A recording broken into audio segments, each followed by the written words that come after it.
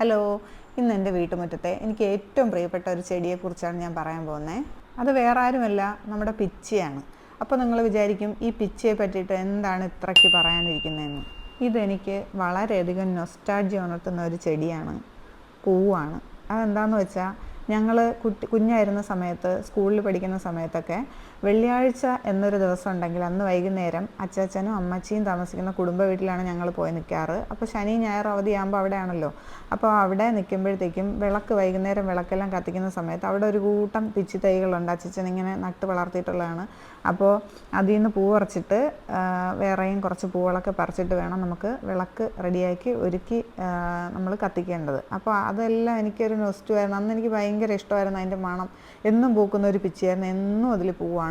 അപ്പോൾ നമ്മൾ അത് വിളക്കിൽ വെച്ച് എടുത്തതിന് ശേഷം പിറ്റേന്ന് നമ്മളത് സ്കൂളിലൊക്കെ പോകുമ്പോൾ അത് കെട്ടി തലയിൽ വെക്കാറാണ് പതിവ്. അപ്പോൾ ആ നൊസ്റ്റുമാണ് എനിക്കിപ്പോഴും ഉള്ളത്. അതൊക്കെ ഇപ്പോൾ വലുതായ സമയത്താണ് നമുക്കത് ഭയങ്കര ഒരു നഷ്ടമായിട്ട് തോന്നുന്നത്. അപ്പോൾ ഞാൻ വിചാരിച്ചു എനിക്ക് എപ്പോഴെങ്കിലും വീട് വയ്ക്കുമ്പോൾ ഞാനിങ്ങനെ ഒരു പിച്ചിത്തൈ എൻ്റെ മുറ്റത്ത് എവിടെയെങ്കിലും ഒരു കോണിൽ എനിക്ക് നടണമെന്നുണ്ടായിരുന്നു. അങ്ങനെ ഞാൻ നാട്ടിൽ നിന്ന് വന്നപ്പോൾ എനിക്ക് കിട്ടിയ 2 തൈകളാണിത്.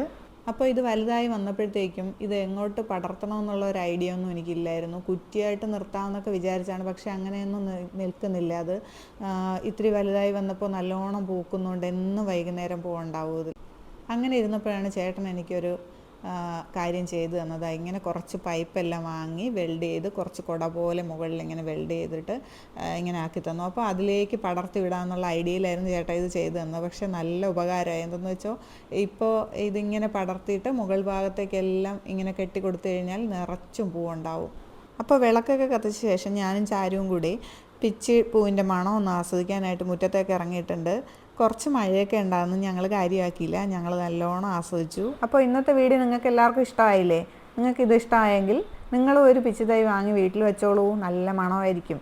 അപ്പോൾ നാളെ വീഡിയോ ആയിട്ട് എത്തുന്നവരെ ബൈ.